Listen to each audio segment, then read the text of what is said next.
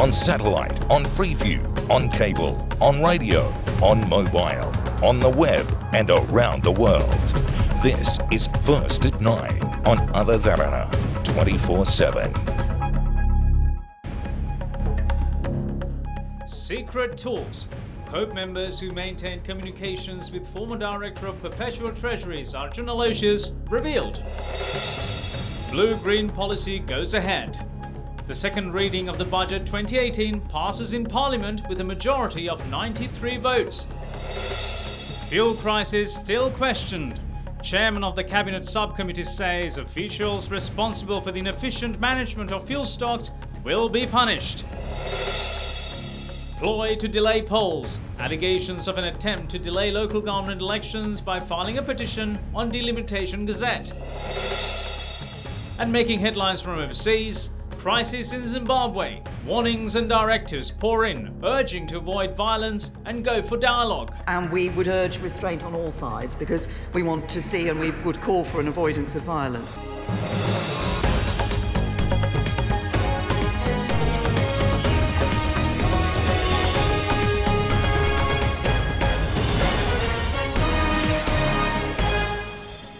Good evening and welcome to First at 9. I'm Dhammika Kanaka. Our top story this evening comes from the Presidential Commission of Inquiry probing the controversial central bank bond issuance, with a special session of the Commission being conducted today. During today's proceedings, it was revealed that the former governor of the central bank, Arjuna Mahendran, during his tenure, contacted the futures of Perpetual Treasuries Limited. The day's revelations didn't end there, as identities of several members in COPE in the 8th Parliament who maintained telephone conversations and exchanged text messages with former Director of Perpetual Treasuries Limited, Arjun Aloysius, was also revealed. In the meantime, Prime Minister Ranil Wickremesinghe was also called before the Commission on Monday, the 20th. Yasantha Dias, a sub-inspector of the Technical Aid Unit at the Criminal Investigations Department, testified before the Commission and produced a communication analysis report which was compiled using data extracted from the mobile phone of Arjun Aloysius and communication service providers. He stated that 27 telephone conversations had taken place between former CBSL Governor Arjun Mahendran and the Chief Executive Officer of Perpetual Treasuries Limited, Kasun Palisena, between the 26th of January 2015 and the 20th of June 2017.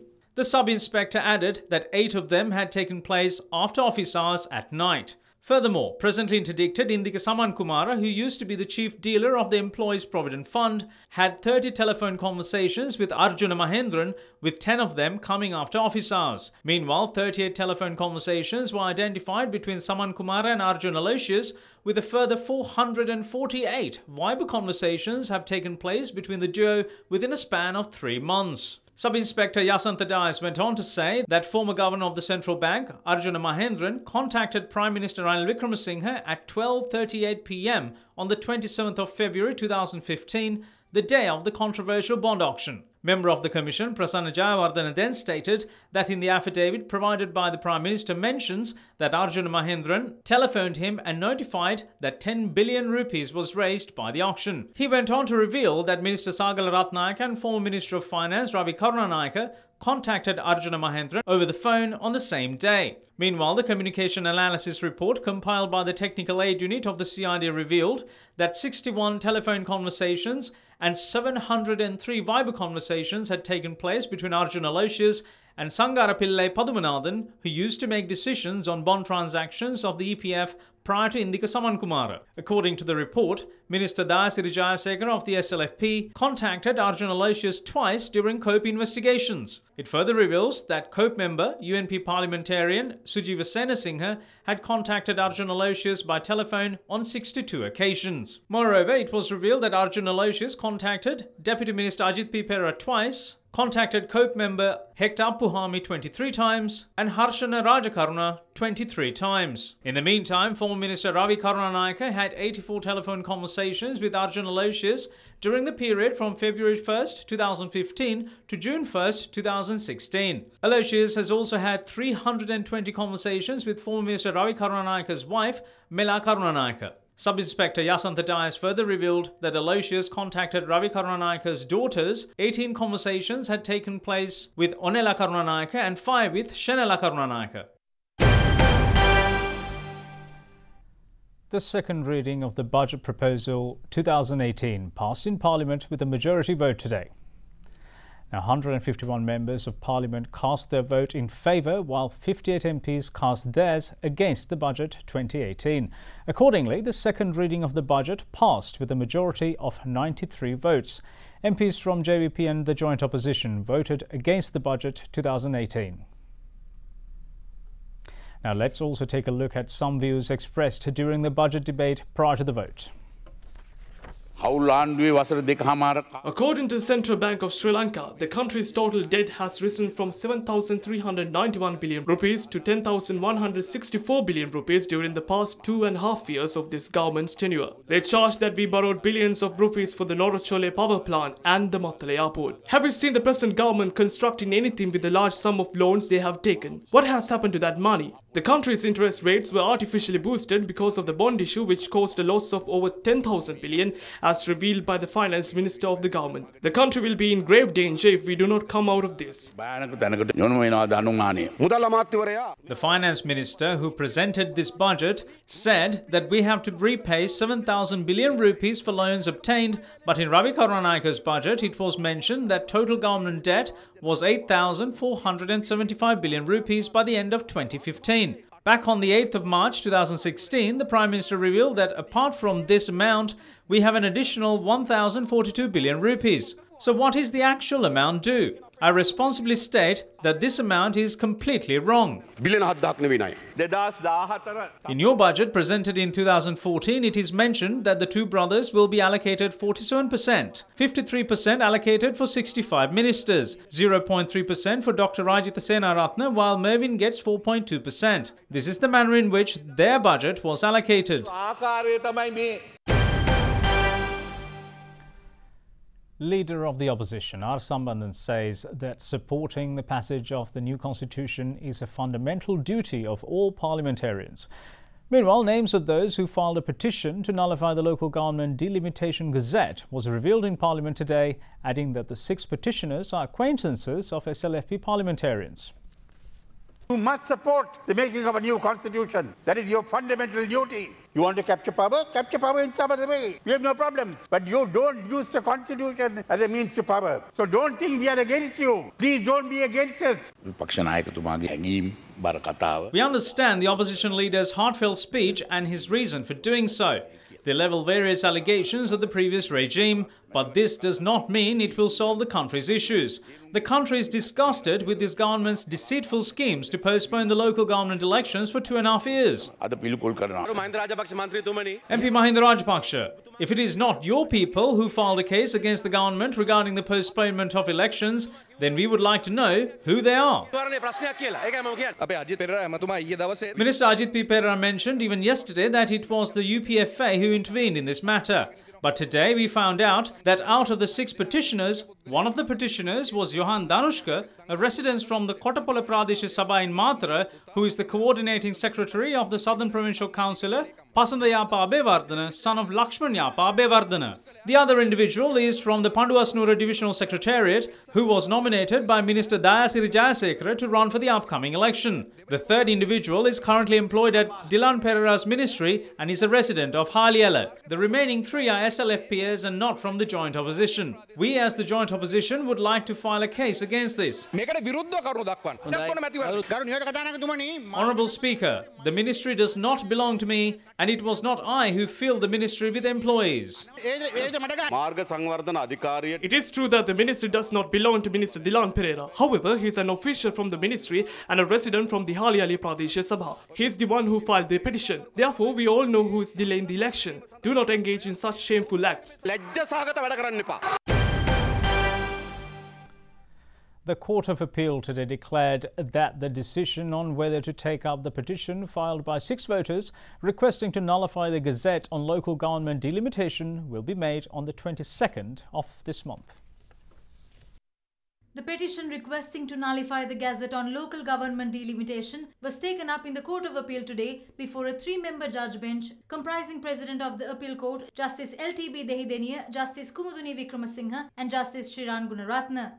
Deputy Solicitor General Arjuna Obesekara, Representing the Minister of Local Government and Provincial Councils as well as the Secretary to the Ministry submitted preliminary objections saying the petition should be rejected without deliberation. He requested the petition to be rejected without being taken up for hearing since there is no legal basis for it. Attorneys representing several parties including the United National Party, Sri Lanka Podu Jana Peramuna and Janatha Vimukti Peramuna also intervened to present facts to the court. In order to postpone local government election, the Court of Appeal doesn't have powers to hear it. Only the Supreme Court has the power to do so. The Election Commissioner is not a party to the respondent in this case. Therefore, this court isn't able to take a decision on the election and this is filed fraudulently. The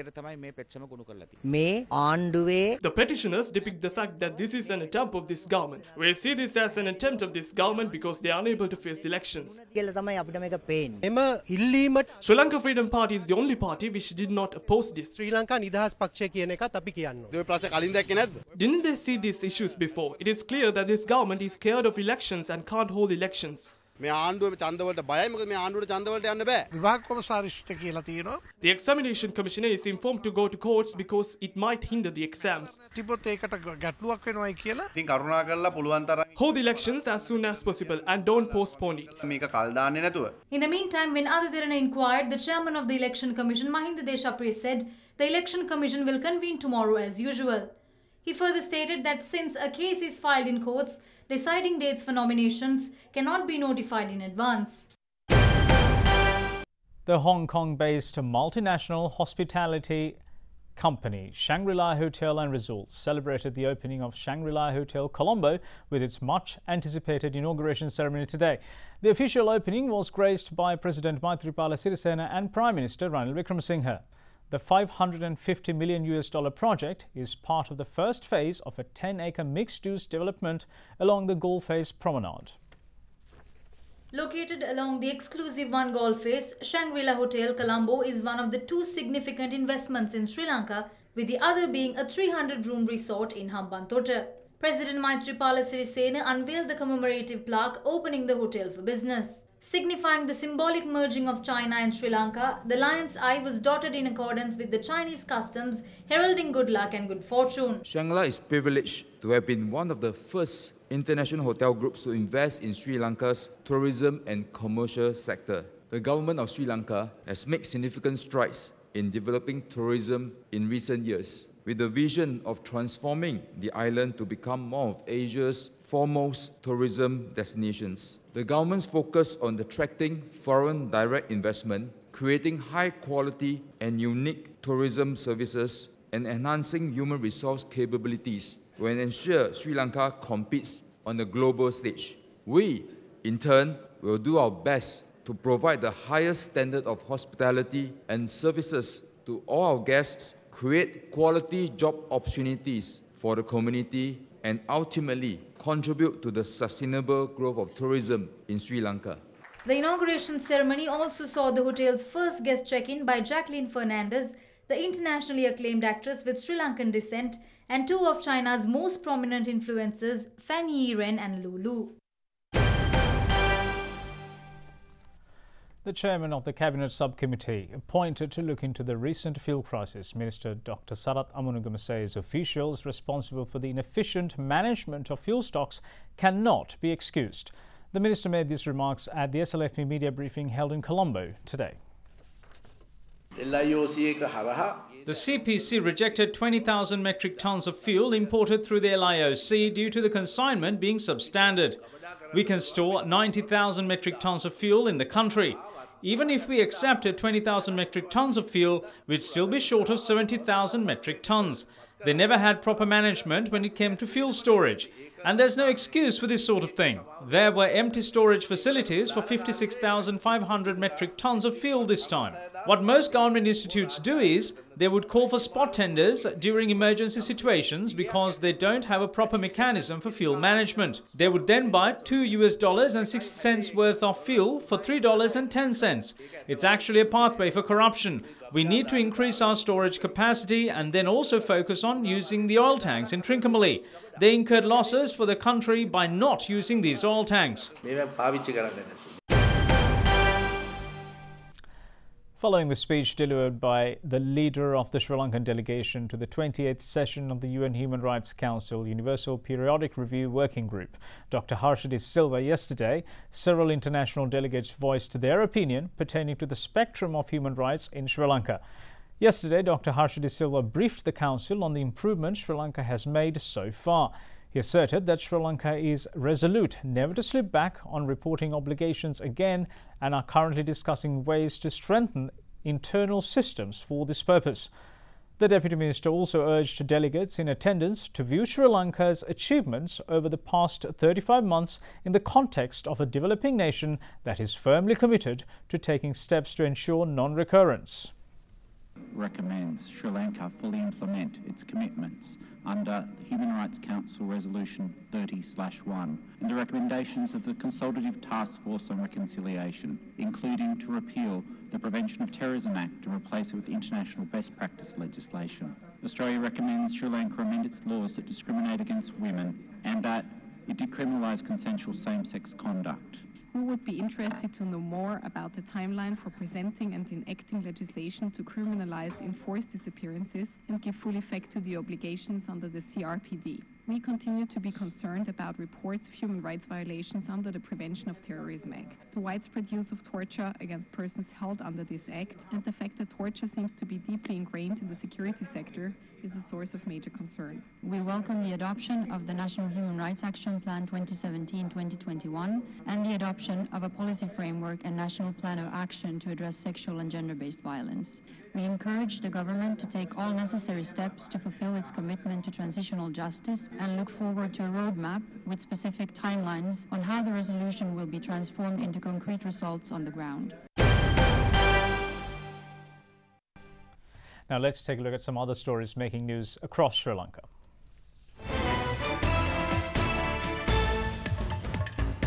Northern Province Minister of Education Dr. Kandaya Sarveswaran was seen avoiding requests to hoist the national flag at a ceremony of the Parakum Mahavidyalaya in Vaunia, to which she attended as the chief guest. Video footage from our correspondent showed the flags were later hoisted by other officials who attended this ceremony. The GMOA today urged President Maithripala Sirisena and the government to limit the health sector to the concurrent list under the Constitution to ensure the protection of the national health system. What we are asking from the government and His Excellency the President is to keep it in the reserve list so that the decisions can be taken centrally, so that the national health system and the national health policies can be protected. 2 cows grazing a stretch of paddy in Valikanda, Madurangala came under an elephant attack, leaving them both dead. Meanwhile, 15 wildlife officers of Galevala were held hostage at a temple for a period of 6 hours by residents of Dandumbaduruppa Matale on allegations of abandoning a program initiated to drive out wild elephants. The officers were later removed from the premises by the intervention of police and the chairman of the Provincial Development Committee. You are watching Sri Lanka's #1 news channel, Derana 24/7.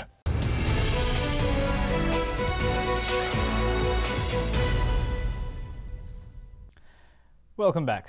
Now to give you a market update, the Sri Lankan shares rose today after 5 straight sessions of declines on bargain hunting in beaten down stocks and foreign buying.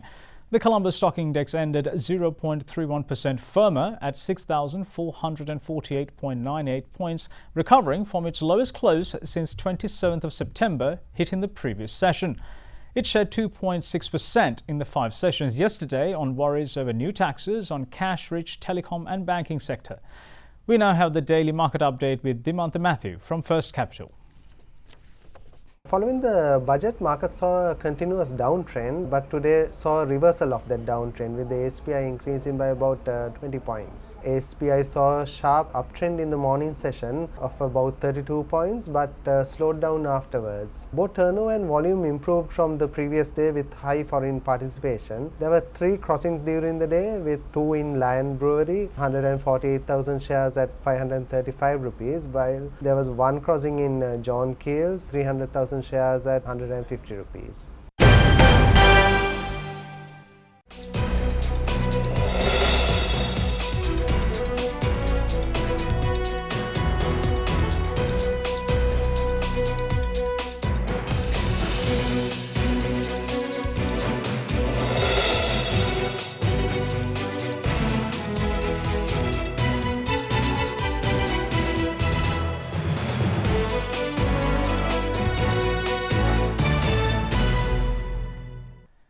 Meanwhile, in the international stock market, the S&P SL 500 recorded its biggest percentage decline in more than 2 months today as energy stocks dropped on sliding crude prices and concerns over the passage of tax revamp after 2 Republican senators were critical of the proposal weighed. Oil prices also dipped today as rising U.S. production and inventories threatened to undermine a rally inspired in recent months by OPEC's curb on output, despite expectations that these will be extended at the group's meeting on the 30th of November. Brent crude futures were down 46 cents a barrel at $61.41, while light crude fell 36 cents to $54.97. Oil prices have slipped in recent days from the 2-year highs hit last week by both crude benchmarks after signs that U.S. supply is rising fast and could potentially undermine OPEC's efforts to tighten the market. You are watching Sri Lanka's premier news channel, Derana 24/7.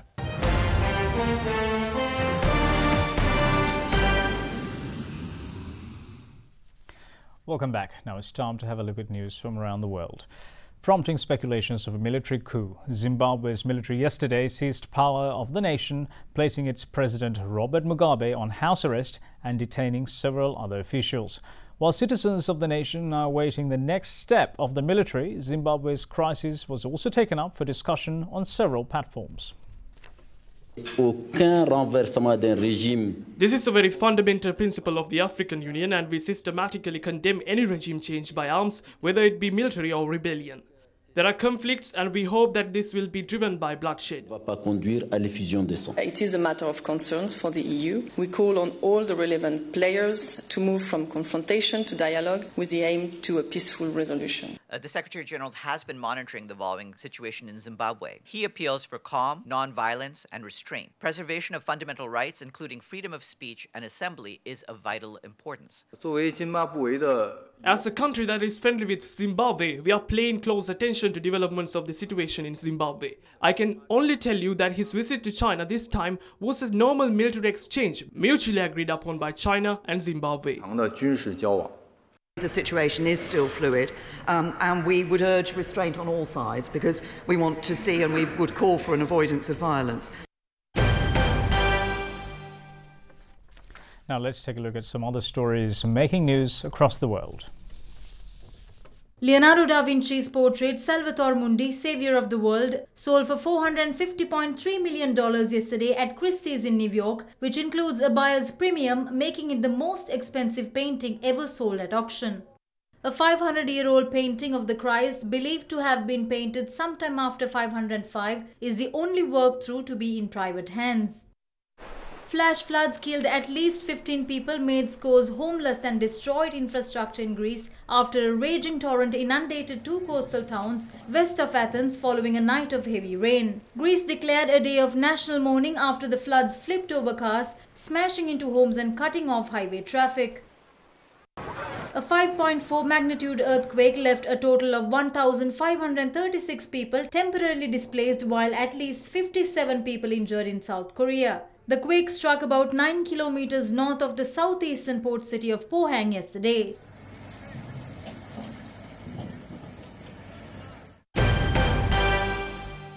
You are watching Sri Lanka's trusted news brand, Derana 24/7.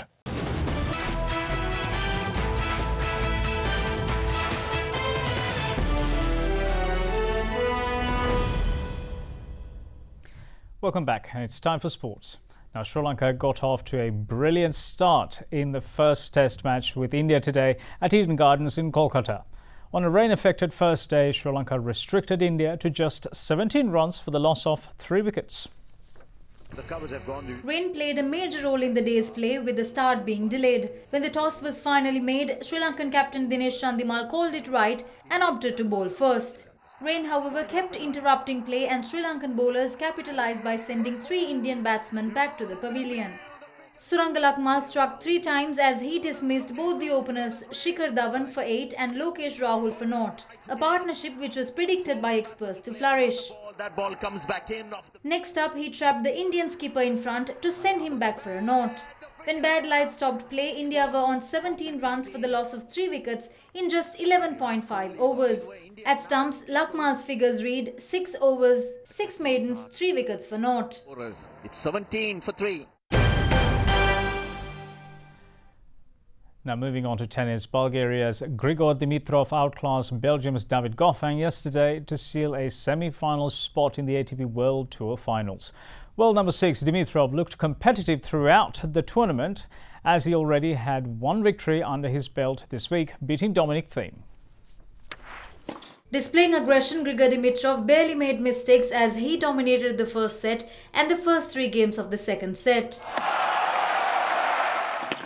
He won 72% of his serves and struck 18 winners in dismantling David Goffin. Goffin could only win just 2 games as Dimitrov raced to victory 6-0, 6-2 and booked a place in the semi-finals with a group match in hand.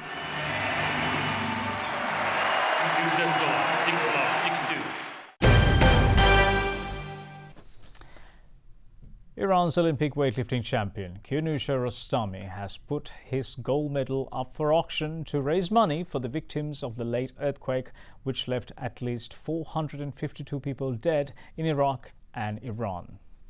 The 7.3 magnitude quake that struck in the remote border area between Iran and Iraq late Sunday left thousands of people injured, hundreds of villages destroyed.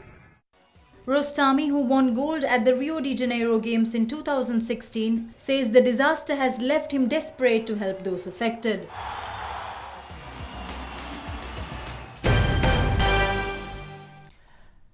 Now to bring you another cricket update, veteran Pakistani spinner Mohammad Hafiz has once again been suspended from bowling in international cricket with immediate effect after the International Cricket Council found his action to be illegal. The ICC states that an independent assessment revealed that the majority of his deliveries exceeded the 15-degree level of tolerance. Mohammad Hafiz, currently the world's top-ranked one-day international all-rounder, was reported for a suspected action after the third one-day international against Sri Lanka in Abu Dhabi last month and underwent his assessment in Loughborough 2 weeks ago. Hafiz has been suspended on 2 previous occasions for the same offence and served a 12-month ban from July 2015 after his action was found to be legal for the second time in a 2-year period. He can only apply for reassessment after modifying his bowling action in accordance with ICC bowling regulations. You are watching Sri Lanka's award-winning news channel, Other Derana 24/7. Now let's cross over to Katrina Chang at the Other Derana Weather Centre with your forecast, first evening edition for the next 24 hours.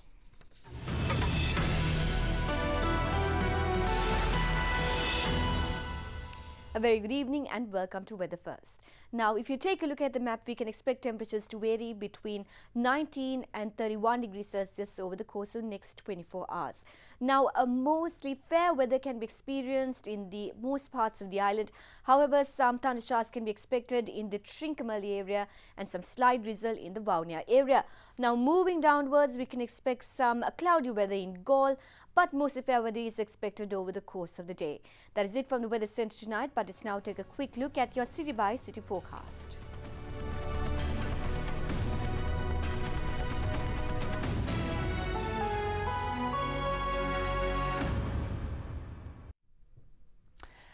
And that's it from First at 9, but before we go, we'd like to leave you with some mesmerizing drone visuals of our little island nation.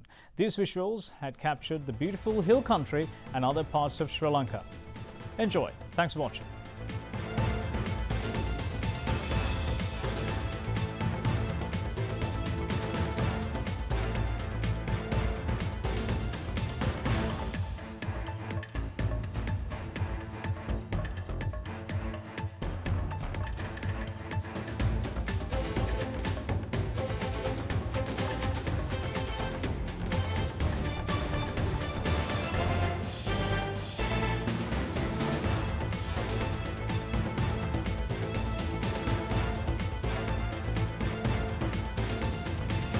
Bringing you the news and information 24 hours a day. This is Sri Lanka's premier news channel, Other Derana 24/7.